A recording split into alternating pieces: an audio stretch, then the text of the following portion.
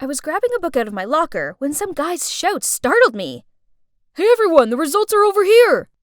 Oh, it's just the results of the Mind Buzz, our annual high school general knowledge competition. People, what's the rush?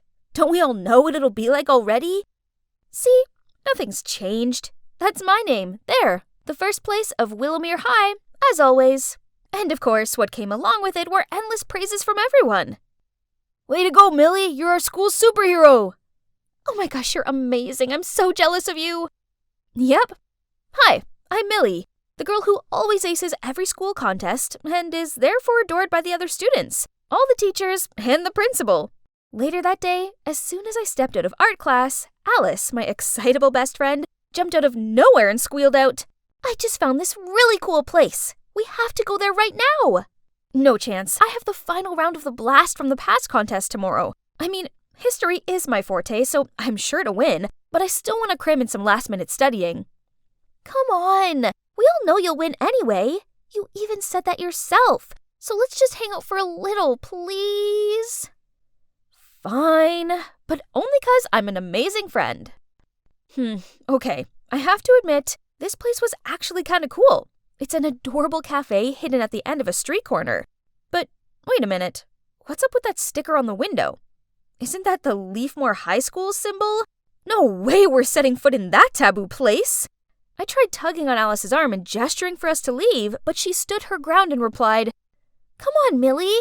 We have to try their croissants. All the food bloggers are talking about it." "But this is Leafmore's territory. Look." "So? It's not like anyone will recognize us." Before I could comprehend what was happening, she dragged me inside. Oh well, it seems like we've gone too far to draw back, so I may as well sample what this place has to offer. Why was our order taking so long? And what was with Alice? Ugh, how many selfies did one girl need to take? I was clenching my fists to stop myself from anxiously fidgeting when two boys walked towards our table. "Hey, cutie, I've not seen you in here before. What grade are you in?" Oh no, how should I answer this question? I quickly turned away, pretending to rummage through my bag to avoid his gaze, but they still didn't leave me alone, as the other guy said, "Wait, this girl doesn't seem to be from our school. Are you?" Oh snap! Did he recognize me? My skin turned clammy with nerves and I thought I was going to throw up. Then suddenly a voice rang out. "Sorry I'm late. Have you been waiting long?" Then he plonked himself down next to us. Seeing that, the two guys left. Phew! But who is this guy? Do we know him? Oh my god, Evan, it's you! Is that the new Calvin Klein cologne? It smells amazing on you. Huh? Evan? As in, Evan Summers? The top student in Leafmore, aka my biggest competition in tomorrow's contest? To Alice's excitement and my puzzled look, Evan just lightly smiled, then got up to leave. He's indeed a cold angel. What? All he was to me was arrogant. You're probably wondering what the deal between Willowmere and Leafmore is, right? They're the two biggest high schools in this town, but like the same poles of magnets, they repel each other. The two schools have been rivals since forever, competing with each other from academic achievements to collective activities. In competitions organized by the town, such as marathons, Halloween decorations, or even cooking contests. And of course, the students from both schools despise each other so much that we have boundaries in town. For example, this cafe is only for Leafmore students, while only Willowmere students are allowed in that bookstore. Breaking these rules could lead to outright carnage. The schools take this super seriously. Hence, there's even a rule saying we can't interact with each other. And dating is a real no-no. You see, as the top student in Willowmere, I can't let anyone find out I've stepped foot in Leafmore territory, as if they do, my life won't be worth living. And also, because of my #1 position, I have a responsibility to help my school win as many prizes as possible. And this history contest is no exception. I anxiously waited for the host to announce the results. And the last 20 points go to Leafmore High School, which makes them the winners of today's contest. From the other side of the hall, the Leafmore students erupted into applause, and they all charged at Evan and hugged him. Seeing the arrogant Evan with a triumphant face made me even more upset. Congratulations, you were amazing! Alice, we lost. Only by 5 points. Second place is still good, but it was me who was defeated by that Evan. Poor Alice is still trying to keep her shy smile at me. I didn't want to take it out on her either, so I quickly left. The next day I was walking along the school corridor, minding my own business, when I passed a group of students gossiping about me. Poof, she defo lost the quiz on purpose. Yeah, her question was so easy. Everyone knows that the first US dollar was printed in 1862. Why were they saying such mean things about me? I tried my best to ignore their jibes and distract myself with my phone, but what is this? Someone had uploaded a picture of me, Alice, and Evan all sitting together in that cafe the other day. Oh no. And worse still, from this angle, we all looked kind of close. Furious, I went to leave, but Polly, this annoying girl, blocked my way and mocked me. Millie, if you don't like this place, you could have transferred schools. Losing to Leafmore on purpose is just embarrassing. I did no such thing. Not that it's any of your business. I hurried away from her and her smirking friends. The problem is, it seemed like the entire school had seen that picture and concluded that I'm a traitor. At least things couldn't get any worse, right? Wrong. My bad luck continued when I got my English Lit essay back. A B-. This can't be right. I never get anything lower than an A. Ever! I was checking through my test when suddenly there was an announcement on the speaker, asking me to come to the principal's office. Millie, you're usually such an excellent student, but I've received some unpleasant news about you recently, and your grades are slipping significantly. I could only stare down at the floor and mumbled, I'm really sorry. I'd never been scolded by the principal before. This was the worst day of my life. Miss Garcia was silent for a moment before she continued. However, I still have faith in you, so I'm giving you one last chance to prove yourself.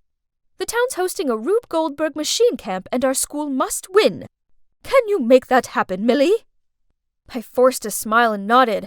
No problem, ma'am. The first prize will be ours. Trust me. This is my chance to show everyone that I'm devoted to this school. However, there's one teensy tiny problem. Physics is not my forte. It's all right. I just gotta do my best, right? I spent the next 2 weeks planning, researching, and testing out ideas with my group. We finally managed to create the perfect Rube Goldberg machine. It includes 15 genius steps to complete the final task. We're surely gonna secure all these bonus points. Finally, the camp weekend arrived, and I was super stoked to show off my team's entry. Tomorrow will be it. I'll get Willomere's name back on top again. Then suddenly, Miss Garcia tapped my shoulder and gestured me over to an empty corner and worriedly said, Leafmore's machine is highly praised by the judges. At this rate, they're most likely to win, and that'll mean humiliation for us. Don't worry, I'm trying my best. We'll add some extra magnets and springs. It's no use. The only way we'll win over Leafmore is if their entry encounters problems. She sighed, then turned to leave. Feeling deflated, I stared down at my feet. That's when I saw a pocket knife, with Miss Garcia's name printed on it, lying on the ground. I picked it up and called out, Miss, you dropped your knife! But Miss Garcia didn't stop walking or turn back, and just did a snipping gesture with her fingers. Could it be that Miss Garcia meant... Yep, definitely. That's the only way. So that night, I waited until everyone else was asleep, then I snuck into the gallery and cut a piece of wire holding the light bulb of Leafmore's model. That should be enough. I was about to leave the room when suddenly the lights came on. What are you doing here? You just did this, didn't you? Yeah? So what? Go ahead, tell on me if you want. This is all so meaningless. Then he sat down and started fixing his model. Huh? What's meaningless? Good God, he's so full of himself. Fine then. Just you wait, Evan. I'll beat you with my own talent. Let's see if you'll still be Mr. Arrogant then. It was my team's turn, and for the first 3 steps, the Rube Goldberg machine worked quite smoothly. But when it came to the 4th step, suddenly the wooden slide collapsed, causing the marble to fall to the ground and the machine to stop working. We all stared at each other in panic. No, this couldn't be happening. We tested it many times this morning and it had worked perfectly fine. I rushed over to check what was wrong with the machine, but I struggled and couldn't find a way to fix it, when suddenly a voice said, "Let me see." I looked up. It was Evan. I stepped aside to make room for him, when suddenly Ms. Garcia appeared. "I see what's happened here. Clearly, Leafmore High knew the only way they'd win was by sabotaging the best entry." The whole hall started to stir, but I felt my skin prickle with unease. I didn't think this was Leafmore's doing. Look at Evan. He didn't even bother telling the judges about last night's incident. Immediately after that, Leafmore's principal, Miss Harris, said, "Ms. Garcia, you can't go around accusing us without proof. Clearly, you're the one who feels the need for underhand tactics to win, not us." Then she held out her phone and circled the crowd so everyone could see. I gasped in shock. There on the screen was a picture of me standing next to Leafmore's model with a knife. Miss Harris continued, "Seeing as we managed to fix it in time, we decided not to mention anything else about it. But then you dared to accuse us." The crowd glared and tutted at me, and I longed for the floor to swallow me whole. I'd put blood, sweat, and tears into creating our model, and now people just thought I was a cheat. The worst part was they were right. I was one. The jury went off to discuss this. Then they announced their conclusion. Willowmere had been disqualified. Immediately, Mrs. Garcia piped in. "This is hardly fair. That was the action of one individual, not the whole group.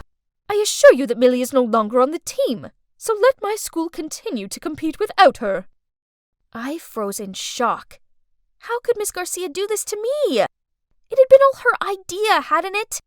She'd given me the knife. The realization of what just happened hit me, and I fell to my knees and burst into tears. All that hard work, and for nothing. Even Alice hugging me in comfort didn't release me from my gut-wrenching, sinking feeling.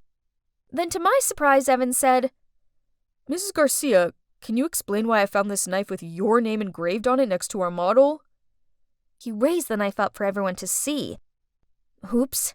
In all the stress of last night, I must have dropped it. Miss Garcia turned ghostly pale and everyone started to buzz about it. "I can't believe you colluded with your students to do this. You're no different from her. Last night Miss Harris instructed me to tamper with Willowmere's model, but I refused. As if we win, I wanted it to be fairly." The whole hall once again began to stir and gawped on amazed as Evan continued. "I'm so tired of the petty feud between our schools. It's so dumb and meaningless." The jury went off to discuss this further and came back with a new announcement.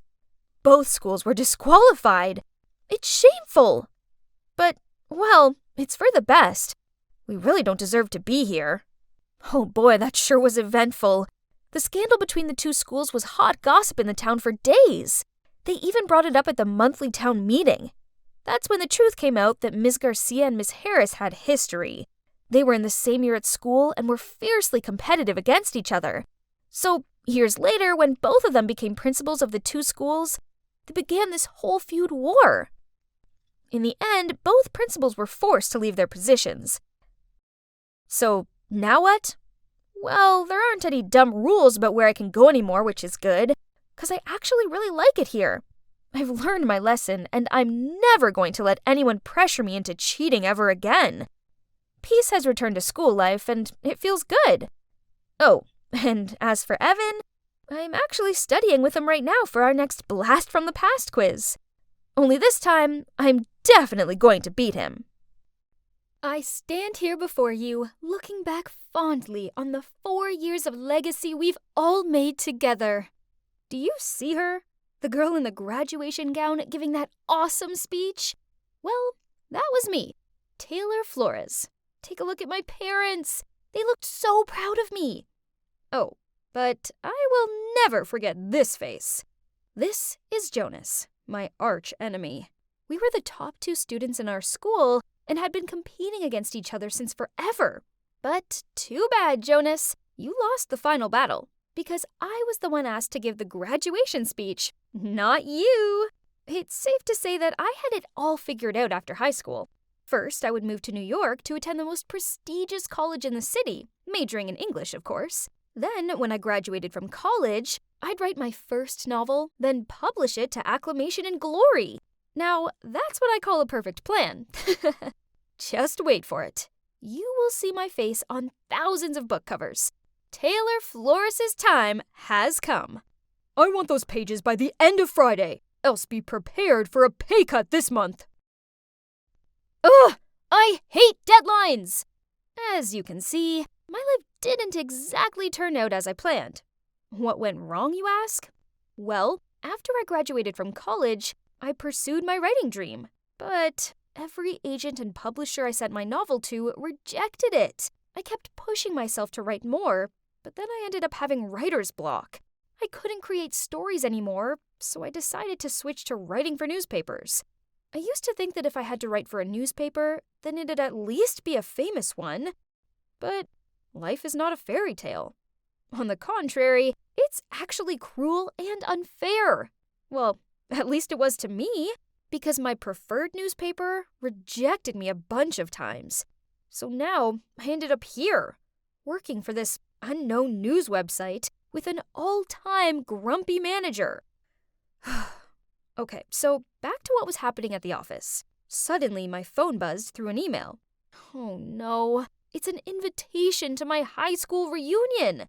No way I could go back to my hometown and see everyone.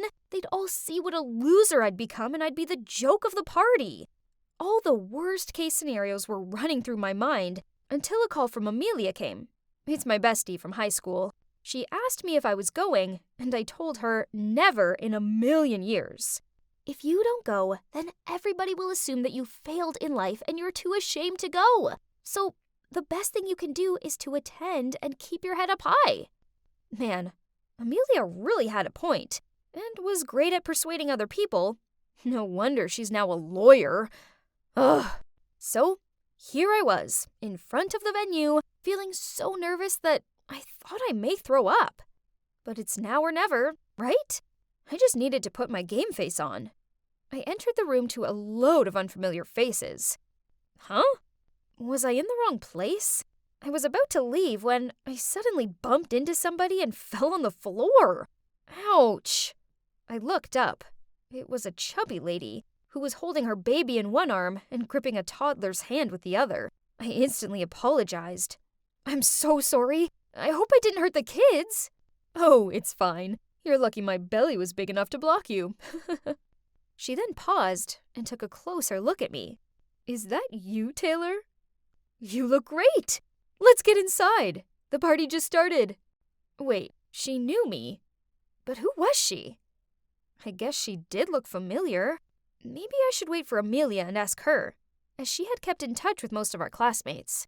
I looked around, trying to find someone familiar to have a chat with, but my gosh, why was it so hard? But then I saw a woman who had beautiful, long blonde hair, and I instantly knew who it was. Jessica, the hottest and most popular girl in high school, and the captain of the cheerleader team. I walked over to her, and we began to catch up. We chatted a lot, and she was so funny. I don't remember her being so hilarious. My God, you're so funny, Jess. Hey, Jessica! I heard Amelia shout. I looked over at her, and she was walking towards someone else. It was the chubby lady from earlier. So, she's Jessica? Oh my, she definitely changed a lot. But if that was Jessica, then who was this? Thank God I didn't say her name earlier. I excused myself from this mystery person, then whispered to Amelia, asking who the lady was I was talking to. Beats me. Why don't we ask her directly? She then did exactly just that. The lady gave us a playful smile, saying, "Try guessing. Are you Ashley? Nope. Natasha? Wrong. Tiffany? Negative. Wait, are you related to Jack Miller? You kinda look like him." Almost correct. Oh my, she wasn't related to Jack Miller, 'cause she is Jack Miller. Well, now she's Jill Miller. Turns out she never felt comfortable being a boy, so after high school, she underwent transgender surgery. Wow, that's incredible. I kind of felt overwhelmed, so I went to the bathroom to freshen up. On my way out, I saw a familiar face. It was Luke, the most handsome guy in high school. He was picking up trash and putting it in the garbage can. Aw, what a nice guy. We talked for a bit and... Oh, turns out he works here as the janitor. He was the one who recommended organizing the reunion here, and he was cleaning up as much as possible so later it wouldn't take him so much time. For real? Who would have expected that? I went back to the party and saw Amelia talking to a guy. Oh, who is this handsome dude? Amelia beckoned me over and introduced him to me. I couldn't believe my ears. It was Jonas, my arch enemy. The chubby dwarf Jonas with a face full of pimples now resembled an Abercrombie and Fitch model. Jonas just told me that he's been promoted to a higher position in his company. Ugh, seemed like he still kept his bragging habit. Some things never changed. Suddenly, Jonas asked me, "And what about you, Taylor? How has it been going for you lately?" Oh, snap!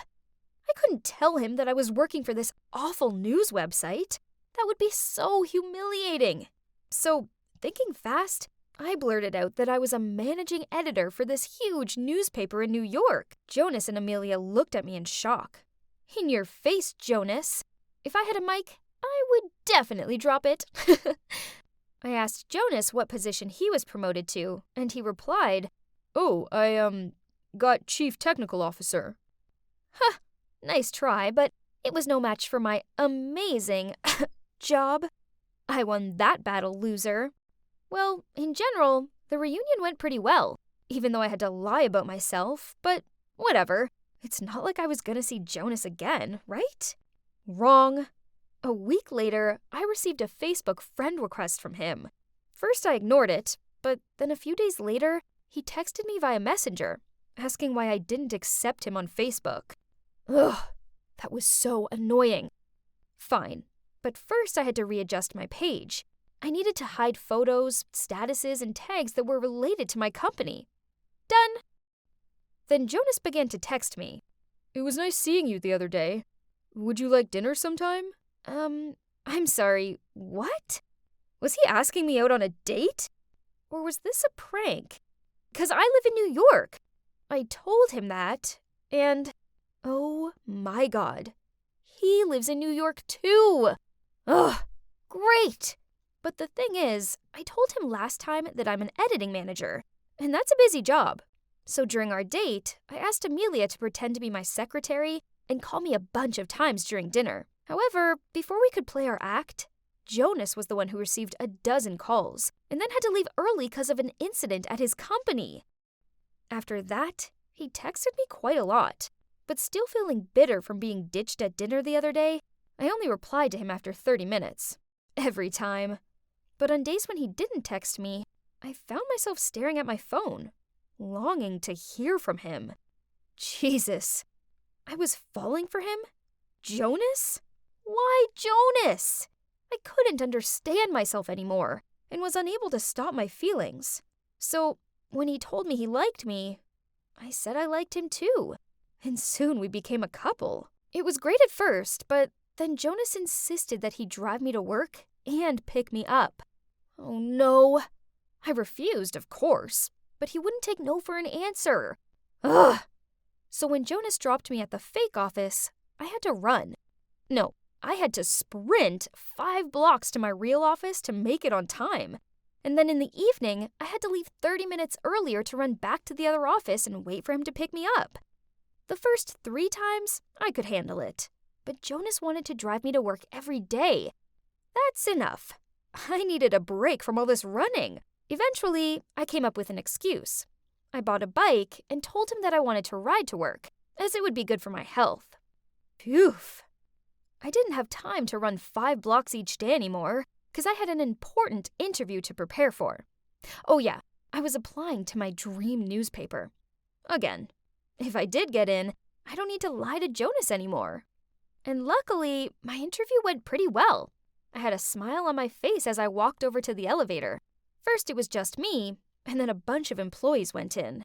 The elevator was about to close when suddenly, from the outside, someone put his hand between the doors. "Please wait!"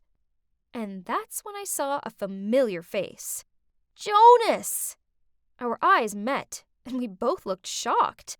Then one of the employees said to him, "Hey boss, I already finished the report, and we'll send it to you this evening. What? Why did the guy say that to him? When the elevator reached the ground floor, I quickly ran out of it. Jonas ran after me, held my hand, and said, Wait, let me explain. What is there to explain? We both lied to each other. Jonas held me in his arms and tried to keep me calm. Then he began telling me everything. Oh my God. Turns out he's the actual editing manager of this newspaper. Ugh! Well, that explains a lot. I should have known he didn't work in technology, as I once asked him to repair my laptop, and he ended up locking himself out of it. Hearing you say you had my job shocked me. I didn't want to embarrass you, so I made up another position. So he knew right from the beginning I was lying. Then why did you insist on driving me to work, when you already knew I didn't work there? I was just messing with you. Besides, I was kinda curious to see how long you could keep the lie up for. I'm sorry.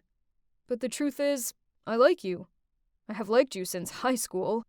Back then, I was always competing with you because I wanted you to notice me. I thought I was about to throw a tantrum, but thinking back, it was all my fault. If I hadn't lied in the first place, then Jonas wouldn't have had to lie about himself. Right at that moment, I received an email from Human Resources. Oh God, I got in! They were so impressed by me that they had to email me right away. I was so happy that I hugged Jonas as he said, Congratulations, newbie. Now, let's get to work. Your first task is to go out on dinner with me. Yeah, so now Jonas and I work at the same place, and he's my boss. I used to hate losing to him, but now that he's my boyfriend, I feel fine. Actually, I'm really proud of him. I'm sure that you've all heard the phrase, you reap what you sow. Well, I didn't really grasp what that meant until it happened to me. I'm Samuel, by the way, but you can call me Sam. I'm 21 and currently a college student. A few months ago, I did something awful to my girlfriend, and I'm still paying the price. If only I could go back in time. It all started back in high school. Stella and I grew up together in a small town just outside of Nashville, and we were totally in love. When it came time to go to college, we both chose to study in Nashville, but at different colleges. Stella was the sweetest girl I'd ever known, and our big plan was to get married after college and start a family. She chose to study education so she could become a teacher. Her studies were so full on, she was busy all the time, whereas I'd chosen business school, and even though it was busy, I wasn't as crazy as studying education. I actually had quite a lot of spare time, so I ended up joining an entrepreneur club. Seeing as I wanted to start my own business one day, Stella totally encouraged me, and even though it meant we didn't see each other much, things were still okay between us. But pretty soon, things started to change. The more new people I met, the more I realized I was growing apart from Stella, and that, in actual fact, she kind of bored me. All she talked about were her classes, and even though she still loved me so much, she was the same old girl for years. Things just felt dull between us. So when a new girl called Jenny joined the entrepreneur club, I couldn't help but notice her. She was 3 years younger than me and so gorgeous. She liked wearing tight clothes, which could show all her body's curves. All the guys couldn't take her eyes off her, me included.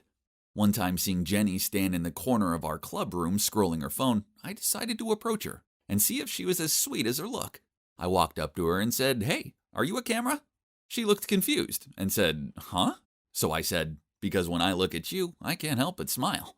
She didn't even laugh. She just flipped her hair and walked off saying, "Nice try, but no thanks."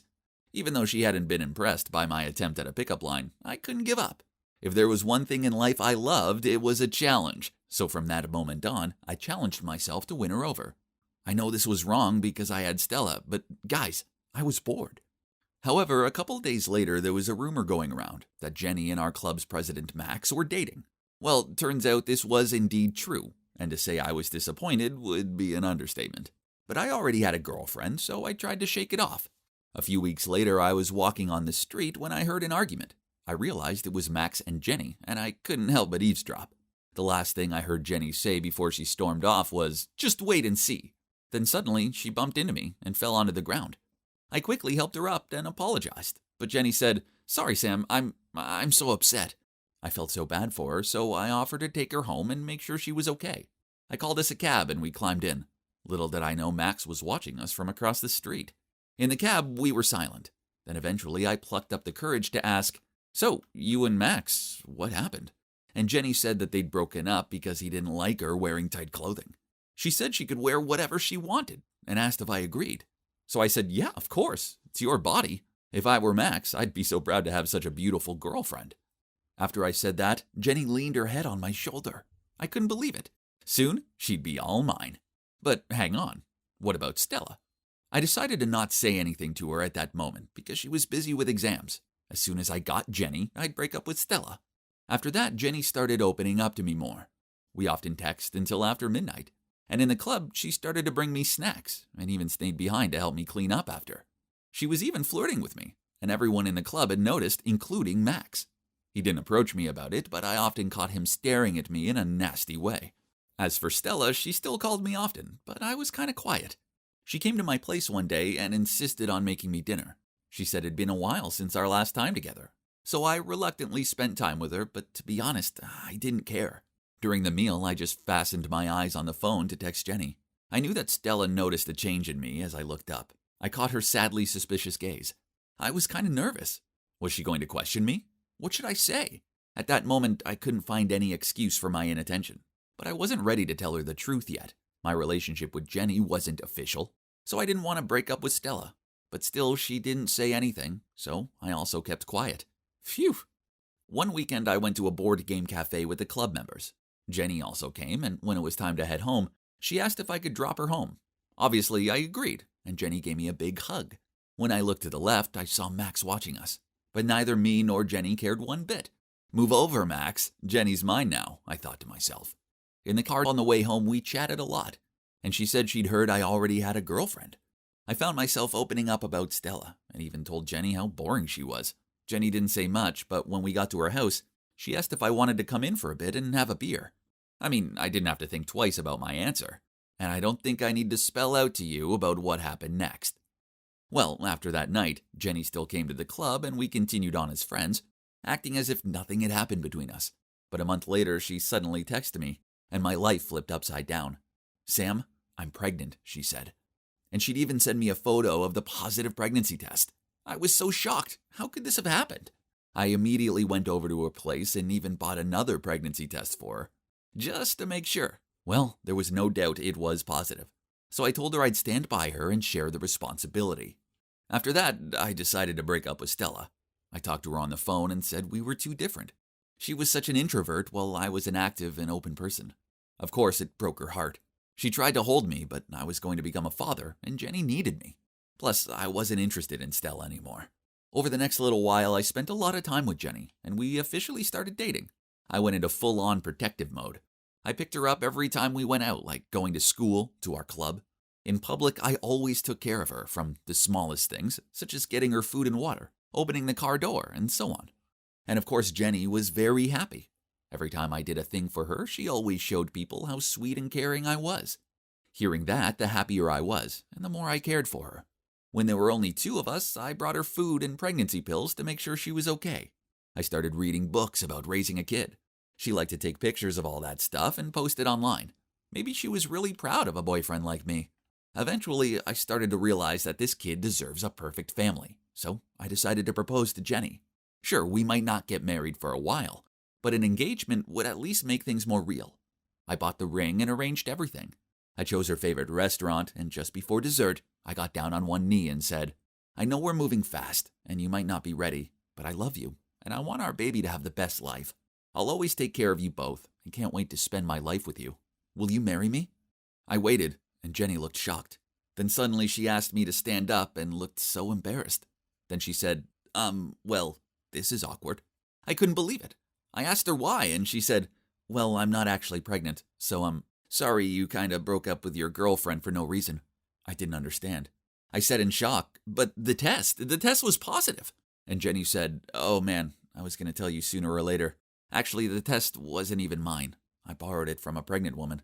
I just wanted to get my own back on Max and prove to him that other guys also want me and that I can live without him." Oh my God, was she for real? I couldn't believe it. So I said to her, So, you used me? Then she almost laughed and said, well, duh. I mean, get real. We barely know each other. Why would we get married? Yeah, well done. You got me, I bitterly said. Thanks, Jenny replied with a blank face. Then she just got up and left. I felt sick. Turned out Jenny was just a liar. She'd done all this just to get back to her ex. She played me like a fool, and I'd fallen for it. Poor Stella. How could I have treated her like that? And that's when I realized I deserved it. I'd treated Stella so badly, and now Jenny had done the same thing to me. Stella had always been there for me. She was the sweetest girl ever, and my stupid wandering eyes had led me to Jenny. Well, it served me right. But I had to apologize to Stella, even if she didn't forgive me. I couldn't live with myself knowing how much I'd messed up. So it's true what they say. You reap what you sow. I certainly learned that the hard way. And I can't blame anyone but myself. Lesson well and truly learnt.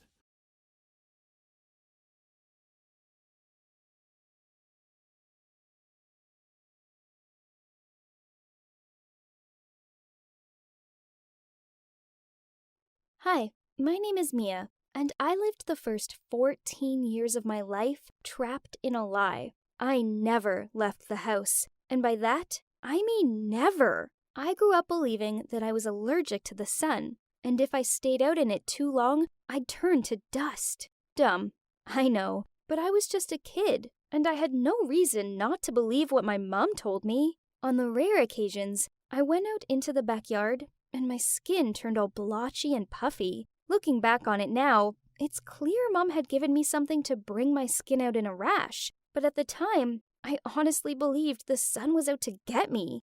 I remember peering behind the curtain and watching the kids play out in the street. They looked like they were having so much fun, and I felt so sad that I couldn't join them. Mom charged into my room, quickly closed the curtain, and then she grabbed my shoulders and shouted at me, "Mia, never do that again. The sun can come in through the curtains and turn you to a crisp. Is that what you want?" I remember sobbing as I shook my head. I never did peer out at the other kids again after that. I could still hear them playing, so I would close my eyes and imagine that I was out there with them, playing chase and learning how to ride a bike. I so wanted that to be my reality. The problem was I didn't have that life. Instead, I was stuck inside with no friends. I'd never even touched the grass before. Mom homeschooled me. She took this really seriously and got really mad when I didn't understand something. One time, I gave the wrong answer to a math equation, so she screamed at me, "You're such an idiot! I've had enough of you!" Then she locked me in my room without dinner. Crazy, huh? But back then, I was so scared that from then, I didn't dare to ask her anything. It's always just Mom and me, and no one else in my house. She said my dad had died when I was a baby. Again, I had no reason not to believe her. I never had a phone to talk to anyone, and who did I have to talk to? Still, I remember being fascinated by this strange object she often pressed to her ear. Whenever she was on the phone, I believed she was talking to herself. Mom would lock me in the house while she went out. Then when she returned, she'd just throw me something to eat. A sandwich, a packet of potato chips, and sometimes she changed the meal to bread. She never really cooked. I'm not even sure if she knew how to. My house was a simple old house. There's not many things in it. No TV, no sofa, a basic kitchen. I mean, it looks like an abandoned house, but I thought it was normal because I'd not seen any other houses. My room was small, cold, and dark. I only had a hard mattress and some itchy old pillows. I didn't even have a bed cover. I used to shiver myself to sleep each night and dream of being out there playing with the other kids. Then, things got worse when I turned 10. Mom stormed into my room, gave me some food and a pile of books, and told me that I had to stay in my room from now on, so she knew I was safe. I put up with 4 years of this. It was horrible. She chucked my meals at me and gave me new books once a week. I felt so hungry and lonely all the time. Then one day, when evening arrived and she still hadn't fed me, my hunger pains got the better of me. So I tried the door, and to my surprise, it wasn't locked. So I snuck downstairs. That's when I saw Mom pacing the room, her phone in hand. She said, "Yes, I know, Toby. Well, she's finally of age, so when are you coming to get her?" Then she said, Tomorrow at 10 a.m. I will be counting the money. I didn't know what was going on, but I knew something wasn't right. Then I heard Mum say, "Well, I suppose I better go and feed her then." I quickly darted upstairs and lay on my mattress. Mum appeared and passed me a sandwich and some water. She sat down next to me, which was odd, as she hardly ever did this, and she smiled at me as she said, "We need to get you cleaned up, and I've bought you a new dress to wear." "Why, Mum?" I asked her. Her smile faded into a scowl, and she kicked my mattress. "Why do you always have to be so insolent?" I didn't want to upset her further, so I didn't ask her anything else. Then the next day, Mum made me put the new dress on and let me out of my room.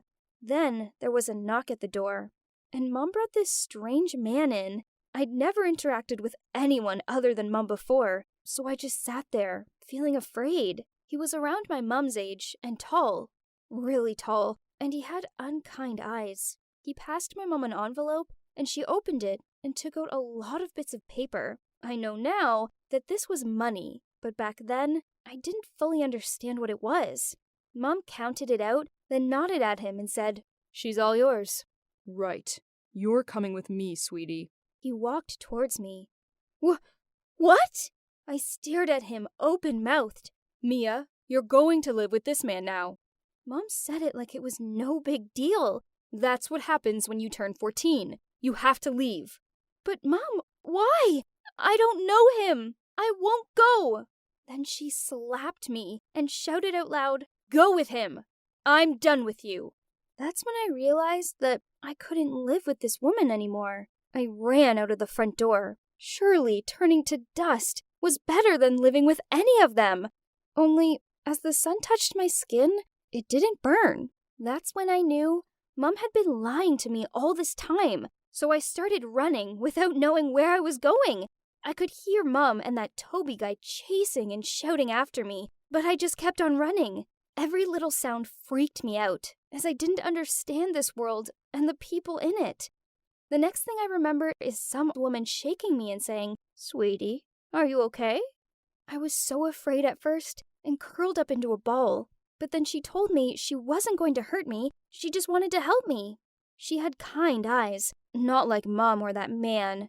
So I told her what had happened. She looked completely shocked, but she rang the police. So it turns out that when I was a baby, I was stolen. My Mum isn't really my Mum at all. She was some messed up woman who took me out of my pushchair and made some awful deal with that Toby man that he could buy me off her when I was 14. She didn't know my real parents. She just saw a chance to grab me, and she took it. It's horrible to think that she robbed me of a normal life, but I try not to dwell on this thought too much. I can't change the past. Then eventually, something amazing happened. My real parents were found. It was so emotional seeing them for the first time. They hugged me and we all just cried. They told me how they'd never stopped looking for me. And guess what? I found out I have a little sister called Izzy. I love hanging out with her and watching her play. She's the best. It's been hard. There's so much I've had to learn, such as how to interact with people, and even how to eat with a knife and fork. My real parents have been so kind and patient with me. Now, at the age of 19, I have some sort of normal life. I still find many things confusing, and I struggle being around large crowds. I had to get used to sleeping on a bed, and I find computers the most confusing thing ever. But I managed to function in the big, wide world. As for my fake Mum and Toby, well, they were both sentenced for their involvement in my kidnap and are now in jail for a very long time. I have a chance at leading a normal life in the normal world, and even though what happened to me was horrible, I'm not going to let those cruel people ruin my life. I finally have a loving family, and I know that with their care and support, I can get through anything.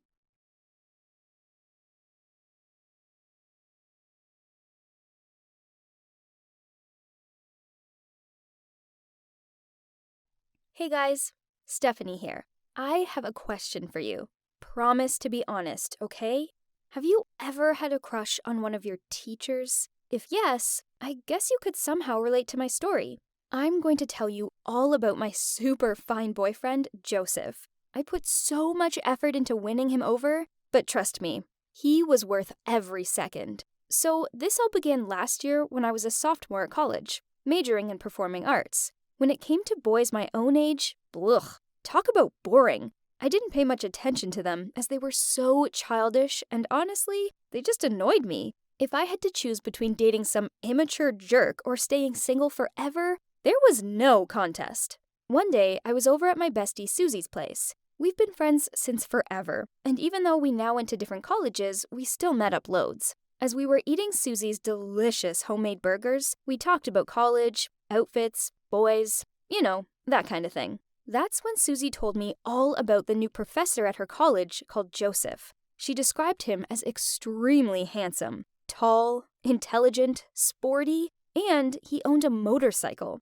He sounded far too good to be true, so I convinced myself there must be a catch. Perhaps he had bad acne, or maybe he had a wife and 3 kids or something.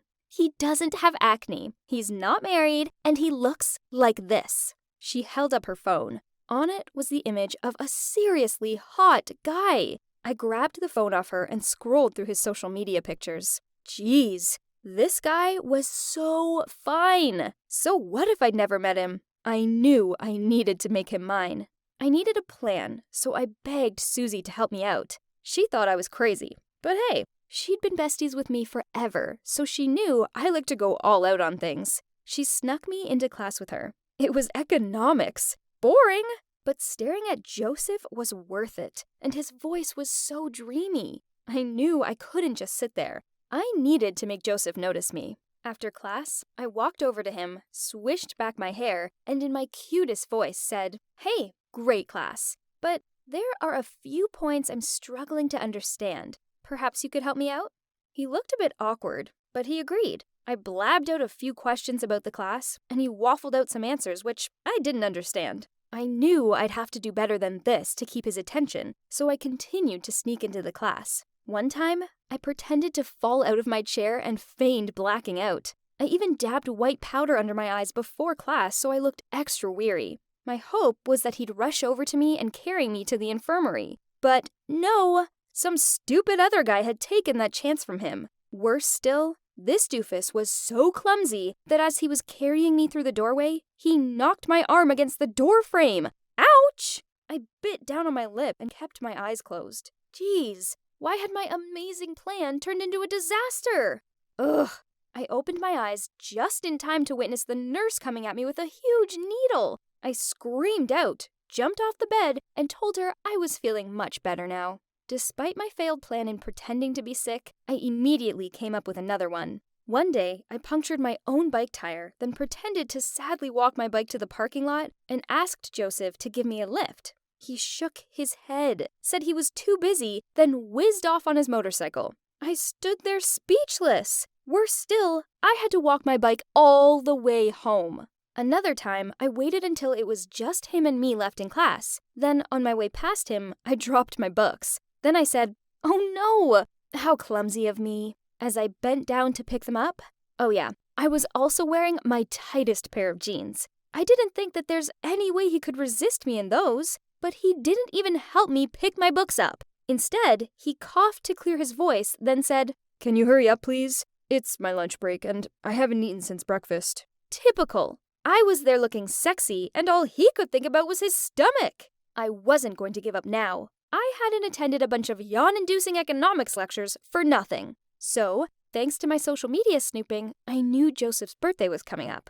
On his actual birthday, I had a class with him. Talk about fate! So, I brought him a cake and made the entire class sing happy birthday to him. Then I announced I had a special birthday surprise for him, and I sang out Louis Capaldi's "Someone You Loved." The rest of the class whooped and cheered, but he just looked down at his desk. Okay. So this was getting frustrating. What did I need to do to get this guy's attention? Jeez, I tried everything already. That Friday, one of Susie's college friends was having a party, so I tagged along. I sat in the corner and moaned out to Susie how I felt like I was getting nowhere with Joseph. I just didn't get it. Whatever I did, he just didn't seem bothered. I moaned out, "Susie, should I keep flirting with him? He didn't even lay an eye on me. He was such a tough guy, you know? Like an old boot. In fact, a rock had more personality than he did. Then Susie gave me a sign, but I kept saying, and maybe he was gay or something? Like, you see, he showed no interest in girls. That's when Susie hit my arm, and when I looked up, I was completely shocked. Joseph was right there looking at me. While I froze in shock, he shook his head, then stormed off. Without even thinking, I immediately stood up, rushed after him, and apologized. He ignored me and hopped onto his motorcycle, so I jumped onto the back of it and refused to move. Please, I didn't mean what I said. Please, just listen to me, I begged. In the end, he passed me a helmet and told me to put it on.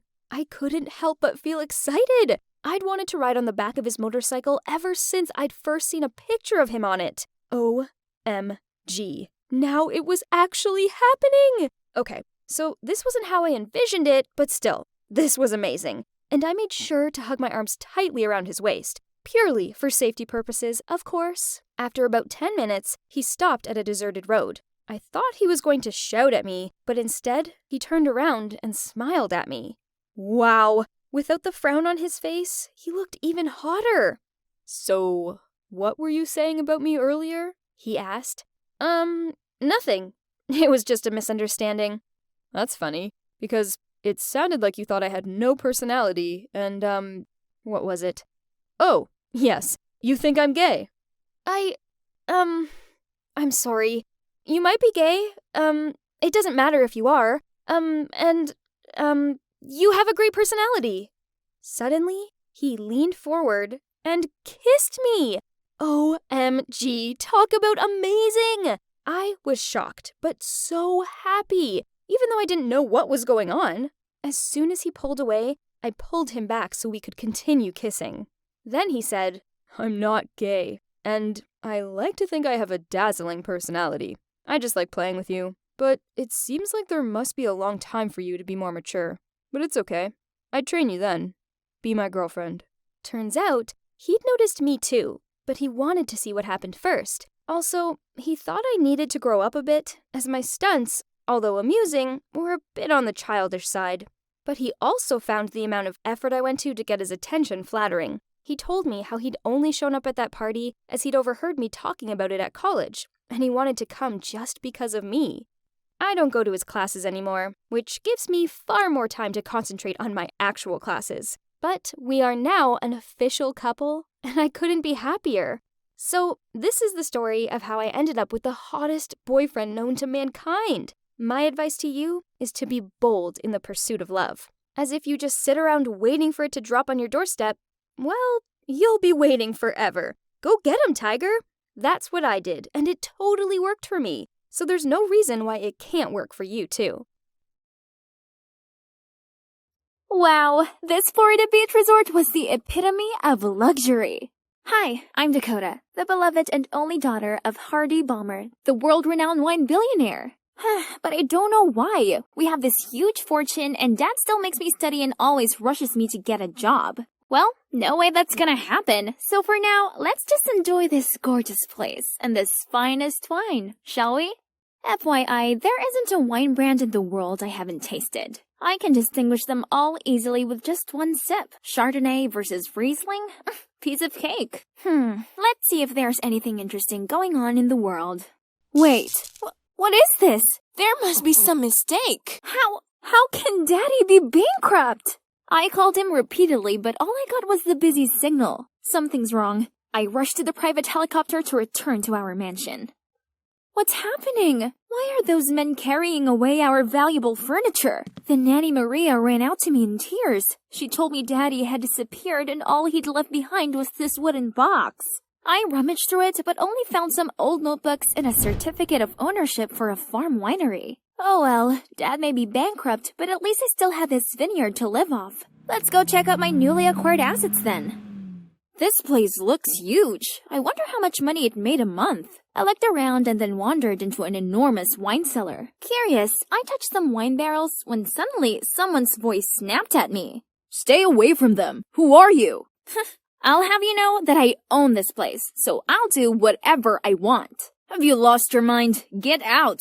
Now! He suddenly grabbed my wrist and dragged me outside. I furiously screamed and people started to gather around. Listen up. My name is Dakota, Hardy Balmer's daughter, and from now on, I'm in charge around here. I showed them the certificate of ownership as proof, but they didn't seem to care. Only an old-looking man came to shake my hand. Welcome, Miss Balmer. I'm Jack, your father's long-standing companion. Come inside. My son James will show you around in a bit. Okay, finally, someone showed some manners. Oh, I miss hanging out with my friends. I should have been at Fashion Week right now, not here in this lousy farm. Get up, couch potato. We have a vineyard to visit. Ugh, it's that rude guy again. It's too hot outside now. No way I'm making my way out there. So I shooed him away and continued staring at my phone. James then threw the stupid map of the winery at me and left. Thank God, he finally left me alone. After a week of lounging around and being waited on by Nanny Maria, I eventually longed for fresh air. Remembering the map James gave me, I decided to check out the place. First stop, the vineyard. Wow, it's so big! But why did they leave the soil so crackling dry? Let's see, where's the sprinkler? There we go. But as soon as I turned it on, a scowling farmer ran over and immediately turned it off. Hey, miss, this is not your toy. What's the attitude? They're my employees but have the cheek to act this snootily to me? Harvest is in 2 weeks. To keep the sweetness of the grapes, no one waters them. Why is this James guy everywhere? I'm the daughter of the wine billionaire. I didn't need any preaching on how to run my farm. Days after that, I came to the farm to pluck up the grass, trim, and fertilize the plants. But I kept getting shooed out. Those awful farmers were so disrespectful. Fine, I needed to show them who's the real boss here. That night, I asked Jack to gather everyone in the communal dining room and declared I would fire some of them for their disrespectful attitudes. But they just gave indifferent looks. How dare they? Didn't they know I could just sell this place and make them all homeless? But then Jack handed me a contract signed by my daddy, stating that due to the blood, sweat, and tears they'd all put into this place, no one has the right to fire them or sell the farm. Jack also gave me other documents. Seemed like due to my family's bankruptcy, the farm had not been doing well. If nothing changes, it might be dissolved. What? So the only property Dad left me was also on the verge of failing? I yelled at them, then do something to sort it out, now! Suddenly, everyone got up from their seats and glared at me with anger. My head was spinning around. Feeling panicked, I rushed outside. I sat by myself, hugging the wooden box Daddy left me in bewilderment. I flipped the notebooks and was surprised to find a letter in the bottom of the box, in which Dad told all about how from the day Mom passed away, he'd put all the effort into this farm and became a successful entrepreneur. I used to believe that compensating my time for work to provide you with a wealthy life would be enough. All this actually did was create a greater distance between us. My darling Dakota, I'm so sorry. My only hope is that you'll see as much beauty in this vineyard as I do. If only Dad was here now. How can I deal with all these troubles and challenges ahead? I burst into tears. They meant no harm. James' voice startled me. I quickly wiped away my tears. He sat beside me and offered a wine-spludged handkerchief. This isn't just some random farm for these people. It's also their home. Don't accuse them of not trying. This farm means far more to them than it does to you. I was just... This is when we should all stand together. Don't let your selfishness threaten the future of this whole winery and everyone involved. Even though I hated his guts, what he said did make sense. Maybe I had been neglectful of my responsibility for this place. If this winery was the most precious thing to my dad, then I want to put it right, for him. James smiled gently, putting his hand on my shoulder. That's settled then. We're all gonna revive this place. He then left after telling me to show up at the cellar at 5 a.m. the day after. The next morning, while walking around, James told me everything about temperature control and wine brewing. Growing up, Dad would always pass on this wine knowledge to me at the dinner table, and I actually remembered them. He even took me to his wine tasting sessions, and that's how he discovered I was gifted with a great sense of smell and taste buds. Even James was impressed with my talent and said I was born to work in this industry after letting me taste some samples. The next step in the process was much harder than I thought. It took me a whole day to memorize all the different varieties of grapes and how to sort them, but I still messed it up. How come there are so many ripe stages? I was frustrated and was about to leave when Karen, my instructor, called me back. You have to take it slow. Wine takes time and we have to be patient. Okay, fine. I'll try. As I was sorting, I got to chat with the workers, and it turned out they were quite friendly and even helped me out a lot. It was true that these workers really treated this place like their home and cherished it here. It had been more than 2 weeks, and I was harvesting the new crop with everyone. Thanks to the tips in Dad's notebook, with a pinch of my own creativity to it, James and I were in the process of creating a new line of wine. I was confident that this would help revive the winery. I was checking stuff in the cellar when James rushed in with a leaflet in his hand. Hey Dakota, this is our chance. Wow, so this town was hosting an upcoming wine festival. If our winery could win something, we could gain lots of orders for this season. The next morning, I prepared all the documents to register for the King of Wine contest. While waiting for the interview, I strolled through the showroom and tasted the previous winning wines. Wow, they all have unique tastes. Since I had my eyes closed to appreciate the wine layers, I bumped into a handsome guy and accidentally spilled red wine on his shirt. Oh, I'm sorry. No biggie. It's just a small stain. Oh my, he was such a gentleman, which made me feel even more guilty. I was about to ask for his contact so I could make it up for him later when the organizer called me for the interview. My eyes were just looking away from him for a sec, and he'd already gone. Anyway, it was a blessing the interview went well, and our winery was eligible for the contest. I decided to treat myself to a coffee before heading back, but at the counter, I realized I didn't have any money on me. Oh no! I forgot my wallet. I'll pay for that. Wait, it's him, the guy I spilled the wine on. Turns out he's Danny, and he might be young, but he's in fact a skilled wine critic who even held the position of vice president of the city's wine association. More surprisingly, he's a fan of my dad's and adores the wines he created. After chatting with him, I came back to the farm to tell everyone the good news. They were all very excited and started preparing for the competition right away. 2 weeks before the competition, the organizing committee sent over a few people to do some preliminary assessments. And guess what? Danny was also here, being a part of the inspection team. So, after the inspection, I invited Danny to stay and share some knowledge about wine brewing. And fortunately, he's free for a few days and was pleased to stick around. Yay! I excitedly told James the great news, but he responded with no interest. That's not exactly good news. Why? Oh, I see. You're jealous of him, aren't you? What? Me? Jealous? What does he even have for me to be envious about? Well, he's handsome and also exceedingly knowledgeable about wine.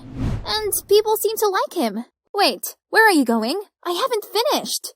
Whatever, no one needs him, as we have Danny here now, such a charming gentleman. For the next 2 days, Danny kept trying to make time for me. Yes, just the two of us. Gosh, he's so romantic. I could spend hours with him. Dakota, you're the most special girl I've ever met. Hey, dinner time. Ugh, another would-be perfect moment ruined by James. He seemed to go out of his way to come between us. He sat in between us in the dining room, saying it was his favorite seat. Then, he followed us into the vineyard and said he was checking the quality of the grapes at 11 p.m. For real? Such a third wheel, and he's so cranky toward Danny. Hello, the guy's trying to help us here, so why the grumpy attitude? Later that night, I was passing by the kitchen when I overheard James and his dad. Should we start now? Definitely. The big day is coming up, or else we won't make it. Dakota is busy being all lovey-dovey with that jerk. She doesn't need to know this. What? Are they planning something behind my back? And then, something absolutely horrible happened the next day. When Danny and I arrived at the cellar to pick up the competition wine, we stepped into a sauna.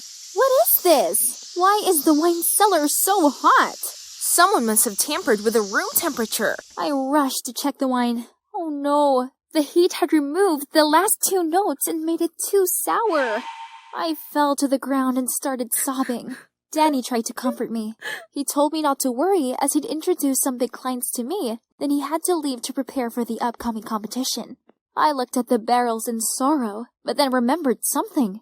My dad also set the heat too high once and found a way to filter and ferment it again to tone down the sour flavor. I'm sure it's somewhere in the notes he left. I hurried back to my room to search through the wooden box, but I couldn't find it anywhere. Someone definitely was messing with me. Oh my god, who else could it be? The conversation between James and his dad came to mind, so I furiously went to look for him. Seeing James, I couldn't control my anger and shouted, "It's you, isn't it? You adjusted the wine cellar temperature. You stole my father's notebook. You've been planning to sabotage me for a long time, haven't you?" James acted confused, but before the snake could blurt out anything, I stopped him and said, "Get out of here, now!" He gave a defeated nod, then left without a word. Tomorrow is the day of the contest, yet I don't have any wine to enter. I picked up the letter my father left me and felt like a loser. Maybe I'm just not fit for this. Right at this moment, James pushed the door open. "Dakota, look! I told you to leave!" Ignoring my words, James calmly poured a glass of wine and told me to try it. "Oh, this actually tastes pretty good. It's the new wine you created. I stayed up a few nights and fixed its acrid taste. Now we can take it to the contest." I yelped out in joy, then lunged to hug a surprised-looking James. Look at his face, red as a tomato. But, remembering how sketchy he was in the kitchen the other night, I quickly let go of him and calmed down. First things first, we had to hit the road now to participate in the competition. Our wine stall attracted a lot of guests and got highly praised by all the judges. When Danny saw us, I noticed how surprised he seemed by my presence with this new wine. I didn't expect the technique of filtration and fermentation could change the flavor so amazingly. You're really talented, Dakota. Let's take some time to discuss this in more detail later. I happily agreed, but isn't that technique recorded in my dad's notebook? How did he know it? I left the bar and sneakily followed Danny. Then in a hidden corner, I overheard him talking to someone. "I've adjusted the cellar's heat to destroy everything, but who knew she'd use her father's technique to fix it? I've already taken the notebook away, but she probably remembered them all. Whatever the reason is, her wine is becoming a strong rival. My championship is at stake. Can you just do something?" So, have I been trusting the wrong person? Well, that hurts. But I'll sure make him pay for that. I quickly submitted the recording to the judges, and immediately there was an announcement to pause, and the wines were regraded by blind tasting to be fair. And you know what? The new wine I created won the third prize. Okay, so the prize money wasn't as grand, but it'd help us get a decent amount of orders for the next year's crop. I happily went to the podium to accept the award and almost fainted on stage because the awarder was no one other than my dad. I hugged him and sobbed uncontrollably. It turned out that my father was not bankrupt. He just donated all his assets to charity. His plan to pretend bankruptcy was just to help me become more independent and walk on my own feet. It's unbelievable, but I'm not mad at him for it. On the contrary, I feel very fortunate that my father did that to give me a chance to grow up. As for Danny, he was kicked out of the City Wine Association. That's the price to pay for his cattishness. He deserves it. And James, it turns out that the conversation between him and his father was just about fixing the wine, as the two of them discovered the spoiled wine way before I did. Now, the vineyard is my first career, just like it was my dad's. This place is my home, and the workers are my family. Yep, this even includes this cold, cranky guy. This was like a dream come true. That gorgeous man in front of me is Ethan. My crush since I was just 14. Back then, Ethan was my dad's business partner. So he'd often come over to our house for dinner. For years, I adored him in secret. But now, at 19, I could finally be honest about my feelings. So, when I ran into him by chance in the grocery store, I felt like it was meant to be. He invited me for a drink in the cafe nearby, and we instantly hit it off. We started dating, and now we're an official couple. There's just one thing that worries me. Ethan is recently divorced and has a 10-year-old daughter, Clarice, who he has full-time. While daydreaming, I couldn't hide away from the thought of being someone's stepmom. Oh my, I didn't want to become a mom yet. Don't worry. Clarice is a cute kid. I just know you two will get along. Clarice gave me a devious smile the moment she saw me. Another fish got hooked. Huh? Hey, that's not the right manner. Apologize, now! Ethan immediately said. Clarice let out a loud, ugh, then reluctantly apologized. Great! When has it ever been easy to be friends with a naughty 10-year-old girl? I understand this better than most, as I have a little sister. She's either giving me a headache or crazing at me for candy, and I could tell that Clarice was gonna be no different. One day, Ethan called me in a panic, saying he had an urgent business trip. They informed me at the very last minute. I didn't have time to find a babysitter. Can you help me take care of Clarice for a few days? What? I've only just met the girl, and now I have to mind her for a few days? I still didn't know what to say when Ethan continued. I'll make it up to you after this. And then, the next thing I knew, Clarice was at my front door. Oh gosh, somebody help me! Well, you know those girls that age, like my little sister? I kept pouring out while Mike just smiled and slightly shook his head. I have to make her like me to win over Ethan. So, lovely Mike, can you please come hang out with us? Seriously? Please? Aren't you good with the ladies? Fine. You know I can't say no to you. I took Clarice to a theme park. She frowned the moment she saw Mike. Who's this? I don't like strangers. I smiled and said, This is Mike. He's really cool and I don't care. Cindy? What kind of situation did you drag me into? Man, I had to ask myself that question. This wasn't what I envisioned it to be. The outing turned into a competition between them. Clarice challenged Mike to play game after game with her until she won. In the end, they played with the water guns, and I knew for sure Mike let her win. But as soon as he let go of his water gun, Clarice squirted water all over him, leaving him completely drenched. Oops. What on earth is this? That's the price for the loser. Okay, Cindy, that's enough. Have fun. And he stormed off. Oh no, what have I done to him? I stood there dumbfounded, staring at Clarice. Okay, so it was kind of funny, but I couldn't laugh at my poor friend. I want ice cream.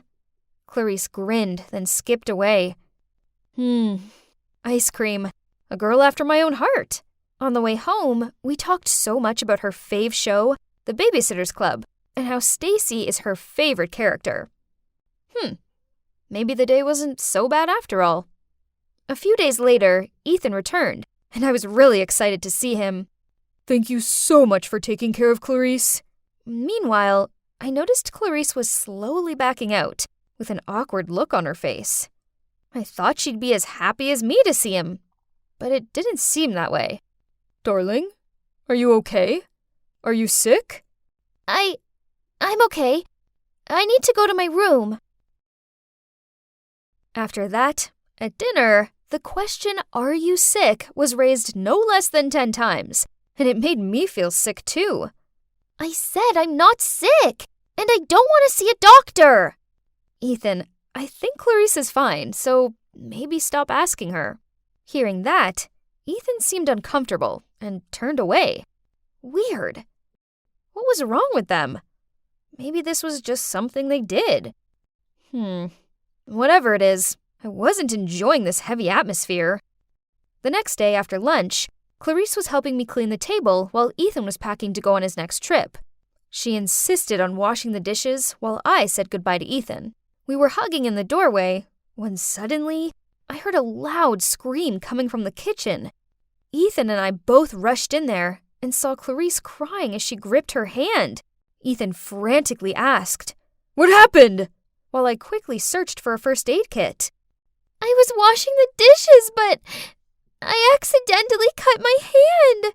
Cindy, I'm sorry. I wasn't being careful. Please don't punish me. What? What was she talking about? Ethan seemed to have the same question as me. Cindy always makes me do the chores. She told me if I do them badly, I can't have dinner. Huh? Why was she saying things that weren't true? Turning pale with shock, I muttered out, No, that's not true. I don't want to stay here. Dad, let me go home. Clarice interrupted me as she was crying harder. I'm so sorry, but I have to go now. I don't even know if you're lying or not. How can you say that to me? Clarice shouted. You monster! Then she ran upstairs. I stood there not knowing what to do. My brain couldn't process what just happened. Ethan looked at me and sighed.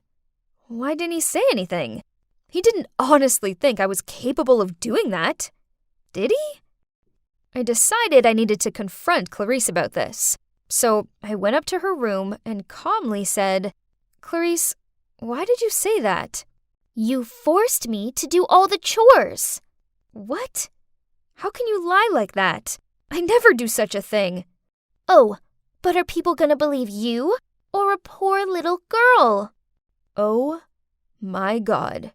There was me, thinking she was a sweet kid, when in actual fact, she was the complete opposite.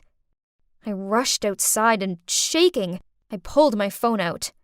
I called Mike and told him everything. Oh boy, that kid is complicated. Maybe she doesn't want you to be with her dad. But even so, what she did was weird. I think you should stay away from them. But how to? I couldn't just run away. Besides, Ethan was on his trip, again, and I was in charge of her. So I kept my distance, no more talking or having fun. But it seemed that Clarice had other ideas. I was watching TV in the living room when Clarice appeared and pulled my shirt. Cindy, I want you to play video games with me. The more silent I was, the harder she pulled. No, Clarice, I'm not in the mood. I shouted. Go play by yourself. Then I walked off. A few minutes later, Cass, a senior student, came over to give me some documents. We sat down and had some iced tea. Then suddenly, bam! And a cry. Oh no! Cass and I rushed to the noise. Clarice had fallen down the stairs in the basement and was surrounded by the laundry basket and dirty clothes. Cass quickly ran down there and helped her up. Are you okay? What happened? Cindy told me to do the laundry in time. The basket was so full, so I slipped. No! I screamed inside my head when Cass gave me a concerned look. Cass, please, I'll explain later. Can you please leave? Why? I screamed at Clarice's face the moment Cass left. If you don't play with me, you'll be a child abuser. You'll have to go to jail. Ugh, this is driving me crazy. Just a few days ago, she wanted her dad to take her away from here, and now she's blackmailing me for not playing with her? Right at that moment, Ethan called. Hi, Cindy. I just want to check on you two. Is Clarice sick or anything? Ugh, what on earth is this? Am I crazy? Or are these two actually weird? OMG. I need Mike. Now. Please, take me away from here, I said as I opened the door for Mike. Stop! Clarice shouted. You two can't go anywhere. Oh, now you're telling me what not to do? If you go, I'll tell the whole world how badly you've been treating me. You'll both go to jail.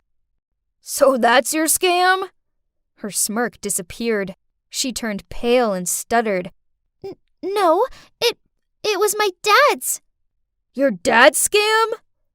Clarice looked flustered as she realized what she had just blurted out. Then she quickly covered it up. Nothing! Mike sat down and looked at her with stern eyes. I stood there, waiting for the answer. My daddy made me! Eventually, Clarice confessed. Turns out, Ethan was a professional scammer who scams young, wealthy girls into giving him money. Worse, he dragged his daughter into his scheme. The plan went like this. He used his handsome looks to flirt with the girls, then Clarice's cuteness to get the girls' empathy. After that, He would go on some last-minute business trip and ask them to take care of Clarice. Meanwhile, Clarice would pretend to be seriously sick. When Ethan arrived back, he would persuade the girls to hand over money for hospital fees, then he and Clarice would disappear out of their lives. At first he told me to do what he said and he'd get me a bike.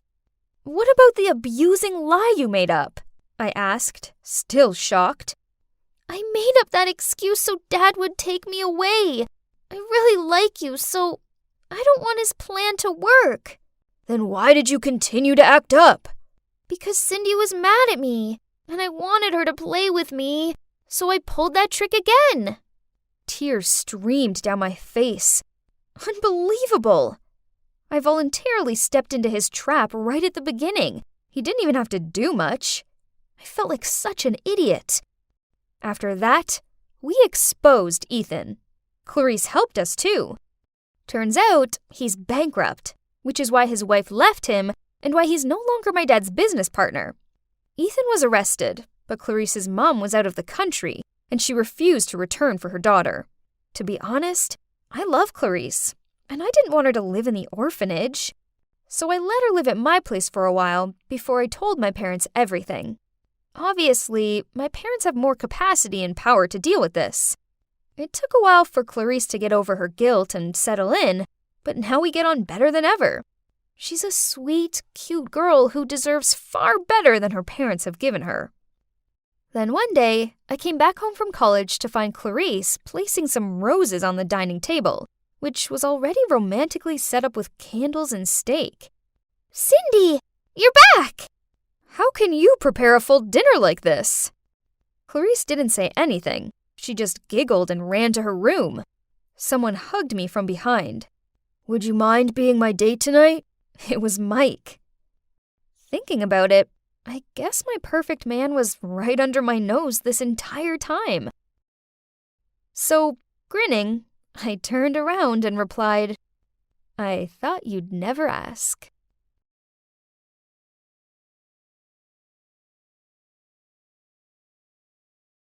Hi, my name's Kat, which is short for Catherine, but only my mom calls me that. My dad's Indian, and my mom's American. They met back when he was working over here. Then they fell in love, got married, and had me. Unfortunately, it didn't work out, and they split up before I was born. In India, when you marry, it's meant to be for life. But still, my parents got divorced, so the reason for that must have been really serious. So serious that till this day, I still don't know. Every time I asked about it, my parents would just ignore me and change the subject. Anyway, I've always lived with my mom, but my dad lives close by. Most kids from broken homes hate not having both parents around all the time, but this never bothered me. Don't get me wrong, I love my dad and all, but I guess I couldn't miss what I didn't know. Besides, I had far bigger problems to deal with. Okay, so don't laugh, hear me out. I'm a tomboy, a fact which my mom hates. Yep, I detest wearing skirts and dresses, or anything girly and sparkly. Yuck! Give me basketball shorts and a baggy t-shirt any day. Also, I don't understand why some girls spend ages doing their makeup. Why would I want to make myself look like some living doll just to impress people? Please. I didn't get on that well with other girls. I guess I just had nothing in common with them. I didn't care about shopping and watching rom-coms. Nope. I'd much rather be kicking a ball around or playing video games. My best friend's a boy called Harry, and I've known him for forever. He's the one who taught me how to ride a skateboard. Talk about an adrenaline buzz. Now I pretty much go everywhere on one. I'm like a real-life Bart Simpson. For my whole life, my mom's given me disapproving looks. From the time when I only invited boys to my 6th birthday party, tore the arms off the dolls she gave me, and point-blank refused to move when she booked me in for ballet classes. I just wasn't a tea time with dolls and teddy bears kind of girl, and I didn't understand why she couldn't just buy me trucks and action figures instead. Then on top of that, Mom only dressed me up in skirts and dresses. I had no option but to wear them and endure school feeling so uncomfortable. I mean, have you tried playing soccer in a frilly dress? Talk about ridiculous. The other boys always had to wait for me to straighten out my skirt or try and find the hairpins that kept tumbling out of my hair. I mean, seriously, those things were so lame. By the time I reached 12, I was done wearing girly clothes just to please my mom, so I wore comfy, passed-down clothes that I got from my cousins beneath the hideous dresses and took them off en route to school. I was also so sick of my long, boring hair, so one day I snuck into the barber's after school and got an undercut. Then one evening, I was chilling on the couch when Mom pointed at my hair and in a horrified voice said, "Catherine, what have you done to yourself?" I hadn't realized the way I was lying meant some of my undercut was on show. I just shrugged and replied, "It's my hair, so I can do what I want with it." "Why would you want to make yourself look ugly?" she shouted. "It's not ugly. It's cool." My mom looked so shocked. She grounded me for a month, and during that time, she barely spoke to me. The quarreling didn't end there. Over the next few years, it seemed like every little thing I did annoyed her. From chewing on gum to refusing to wear a dress to my cousin's wedding, you name it, it made her mad. On loads of occasions, she shouted at me that she wished I was normal. I didn't get it. My friends and teachers didn't treat me like I was an alien. So why did my mom? One time, when I was about to leave and go and skateboard with Harry, she actually accused me of being a lesbian. I just rolled my eyes at this. For the record, I'm not. I've had crushes on boys before. Anyway, my dad was a lot more chilled than Mom. He's totally okay with me being a tomboy. One time, he even sent me a gift box with this really cool sports jersey and shorts in it. I stuck it in my wardrobe to hide it from Mom, but she still managed to find it and threw it all in the trash. As I questioned her why she did that, she replied, "If you want to live like a boy that much, you should move in with your dad." This made me so mad, so I packed a bag and went to Dad's place. He was bugged out by what my mom had done, but still, he told me I should forgive her and that I couldn't live here for good with him, as he couldn't be home all the time and take care of me like Mom did. Yeah, right. More like he knew Mom would never let this happen. It's like she hated me, but she still wanted me around so she had someone to moan at. I stayed with Dad for a few days until he had to go on a business trip. Then I had to reluctantly go home, though I was still kind of sulky at my mom. Then came the bombshell as I just arrived home. Mom sat me down and told me that she was dating some new guy called Max. Wow. I knew Mom and I weren't close, but I had no idea she'd been dating some new dude. "We're planning the wedding, and of course I want you to be my bridesmaid, but you'll have to wear a dress." What? She'd known the guy for 5 minutes, and now she was marrying him? "Yeah, whatever," I replied. My mom looked surprised. "That's all? You seriously have no problem with this?" I got up and walked upstairs to my room while saying, "Yeah, Mom, I'm okay with it. I support you doing what you like, not like you who always scolds me for my preferences." I could sense my mom being flustered without looking back. Ha! I'd won this round. So, Max moved in with his teenage daughter, Taylor, who's a year younger than me and goes to the same school. Talk about a Barbie. All she seems to be is a mass of shiny blonde hair and pink everything. Like, seriously, her rucksack, bed covers, curtains, even her phone's pink. But it's fine. Everyone has their own taste, so, whatever. Actually, it turns out that this new addition to the family wasn't as bad as I thought. Max is an okay guy who never looks down on me or comments on my tomboy ways. And about my mom, her focus towards me decreased. I was basically invisible to her, now she had Taylor around. You think I'd be mad jealous, huh? Actually, no. Not at all. I was glad of the peace. But then Mom started comparing me to that brat, saying how I should be more like her as we were both girls, but I acted like a little demon. What? Taylor was so pathetic. She screamed when she saw a roach in the kitchen and refused to get down from the worktop until it had been removed. Don't even get me started on how she acted like she couldn't reach the top shelves in the school's library, so other boys had to help her. Ugh, sickening.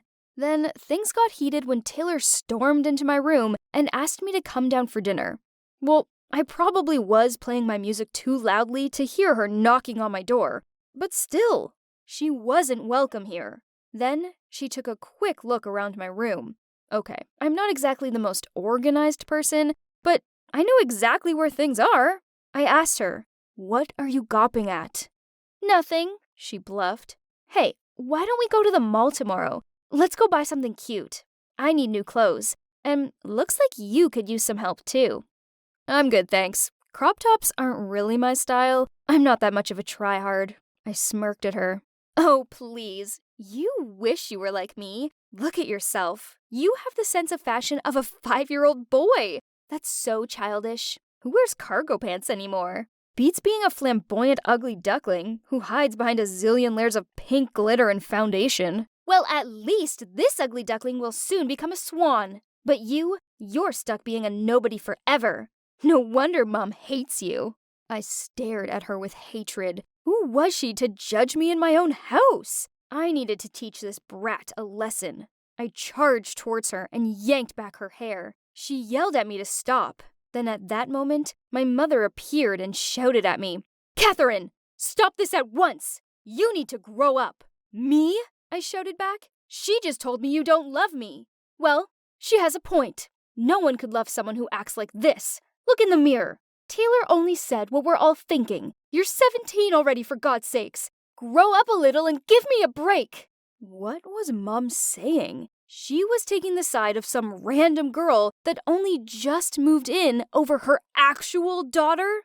Great. There's zero use fighting with these close-minded morons. I let go of Taylor and pushed her and my mom out of my room, screaming at them, "Fine! You two go and live happily ever after in your pink, fake, girly world." Then I slammed the door in their dumb faces. I was so done with them. I was so done with everything.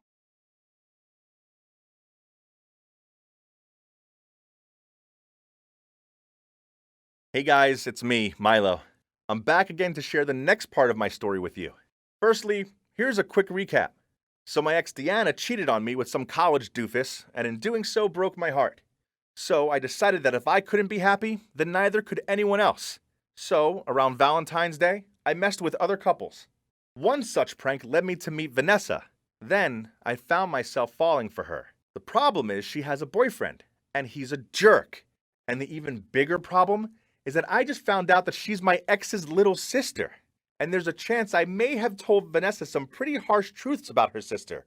But in my defense back then, I didn't realize they were siblings. At first, I had no idea how to deal with the situation, so I just decided to avoid everyone. If I saw Vanessa at school, then I darted around the corner into the restroom behind an overweight kid. Anything that meant I didn't have to face her. The problem was I found myself missing her too much. I felt like I couldn't live without her. So no matter the consequences, I had to do something now. So I walked up to her at lunch and told her I'd been avoiding her because I couldn't cope with seeing her so upset over her boyfriend. That didn't deserve her and it was wrong of him to hit her, and she should get out now while she still could. Then I told her I'd always be there for her, and hopefully as more than just friends. She seemed touched. She knew there were a lot of problems in their relationship too, but admitted she'd been in denial about it all. She held my hand and said that she had feelings for me too, but now we had to deal with her boyfriend first. Ugh, her boyfriend Kane. He was the short-tempered kind of guy who solves everything with a punch. He will never accept it if she breaks up with him. It would dent his pride too much, and probably result in him being violent toward her. While to be honest, I'm too much of a coward. I couldn't protect her in that case. If he knew she was breaking up with him to be with me, well, then that's the end for me. So I thought long and hard about this, and then, voila, I derived a master plan. If he couldn't handle Vanessa breaking up with him, then we'll make him break up with her. Wow, am I a genius or what? The next day I told Vanessa the plan. It's simple.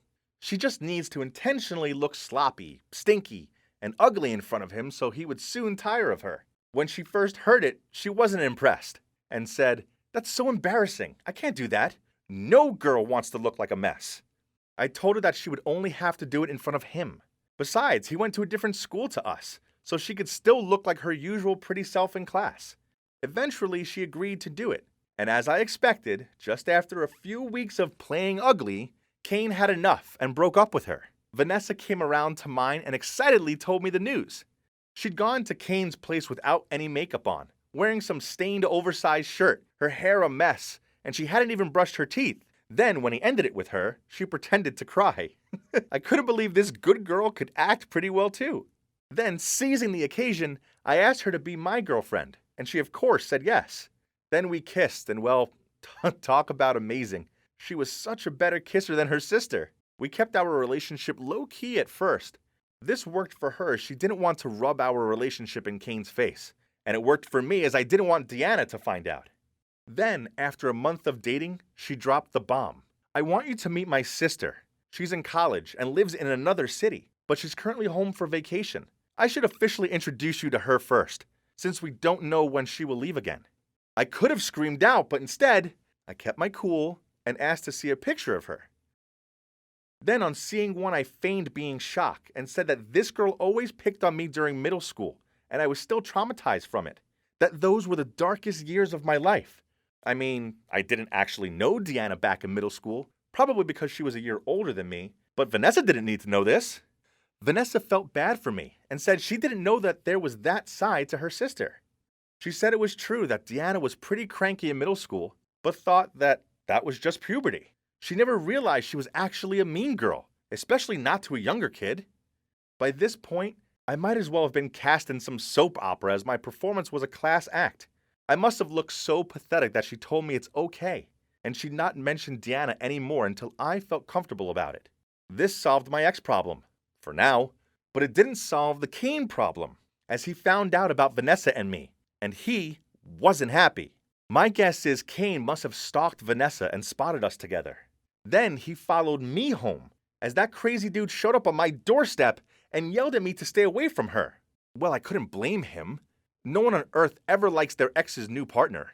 Not only did this crazy guy know where I lived, but now my sister Kayla also knew about my relationship with Vanessa. Since she's still bitter about the Valentine prank I pulled on her, recap, it involved her, her boyfriend, and a whole lot of duct tape. So it wasn't overly surprising when she smirked at me and said, "Just you wait and see. I haven't forgot about what you did to me on Valentine's, and now seems like the perfect time for revenge." I repeated her words in a mocking tone to annoy her, but to be honest, deep down in my gut, I did feel on the anxious side. She's just as crazy of a prankster as I am. Now, I always had to be on guard. After that, my sister and Kane seemed to take turns to ruin our dates. Geez, didn't they have anything better to do? One time I was kissing Vanessa out in the yard. Suddenly there was water pouring down from nowhere. We were completely soaked.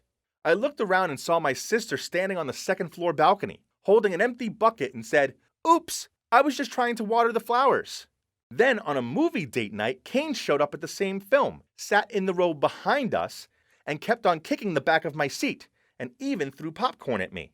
Later, when I went home and checked the hood of my hoodie, there were all kinds of trash and enough popcorn for the next movie date. How childish. It was all trivial stuff, really, but it was getting annoying.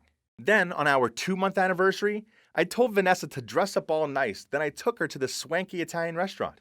The meal was amazing, until when I reached into my pocket and took out my wallet to pay. Then, to my horror, a picture of a bikini-wearing girl fell out of nowhere. I was so shocked and just froze in confusion. Vanessa looked so upset. I explained that I'd never seen that picture before in my life, and I had no idea who the girl was. Then the waiter showed up with the card machine. I clumsily opened my wallet, but none of my cards were there. I searched my pockets again in panic, but nothing, not even a penny. Bright red, I muttered out that I had no money on me. This was the worst moment of my life. I thought I was going to lose my girlfriend and have to pot wash. But then I heard arguing coming from outside. Me, Vanessa, and the waiter all stared out the window and saw my sister and Kane yelling at each other. We stepped outside and listened in on their conversation. Turns out my sister had taken all the cards out of my wallet so I wouldn't be able to pay. She's been peeking in from the window all night long and spying on us, just to wait and see my pathetic face as I found out that all of my cards have vanished into thin air. But then she was disappointed that it didn't go to plan, because I was busy explaining to Vanessa about some stupid photo instead.